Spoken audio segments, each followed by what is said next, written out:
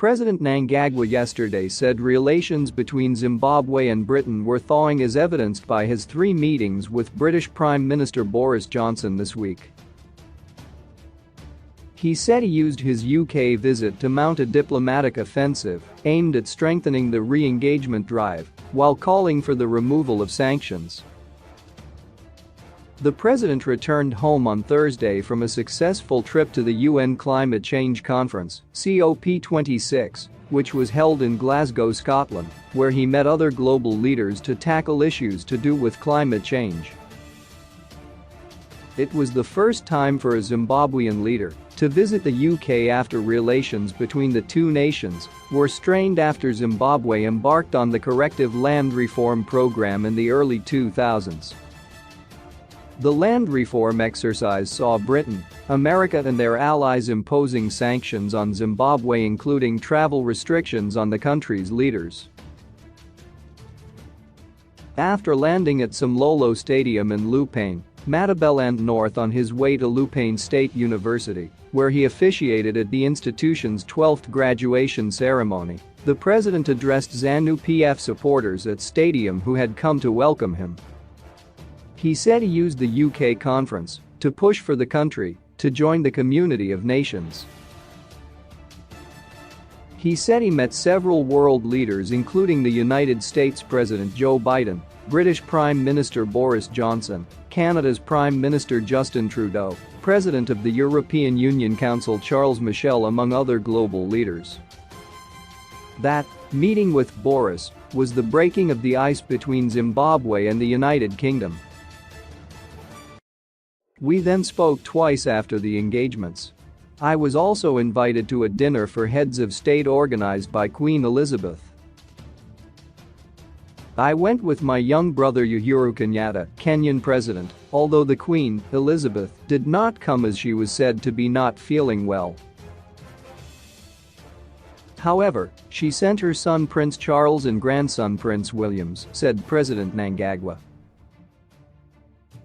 So, I went to Prince Charles to say in 1980 you were the one who removed the British Union Jack, confirming Zimbabwe's independence. So, I asked him that for 41 years, why haven't you returned to see how advanced the country you gave independence was? He failed to answer the question.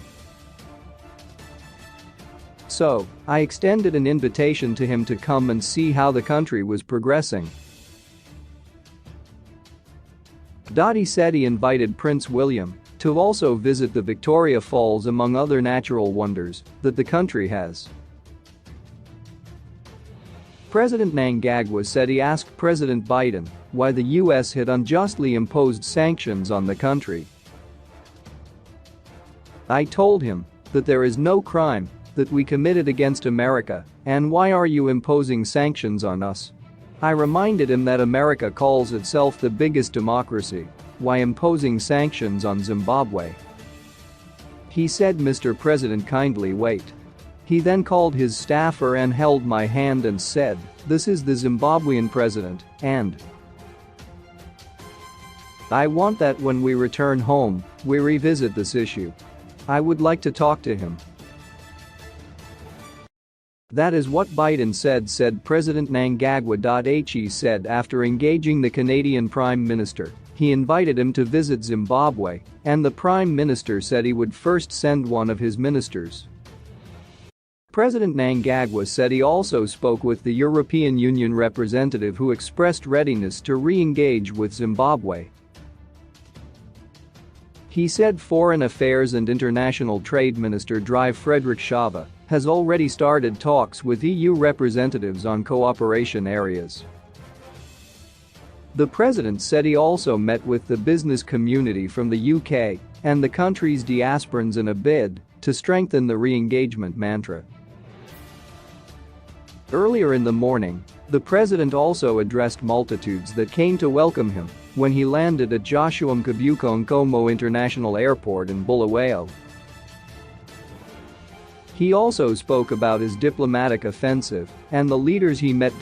Welcoming the president at Samlolo, Matabeleland North Provincial Affairs and Devolution Minister Richard Moyo, who is also ZANU-PF provincial chairman, said the province will continue to rally behind the president's developmental agenda.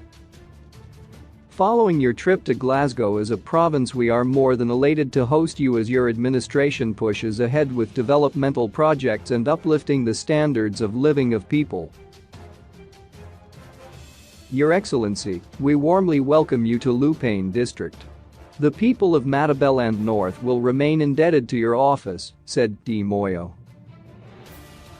We continue to solidly rally behind your developmental agenda until we reach the desired goal of transforming Zimbabwe into an upper-middle-income economy by 2030.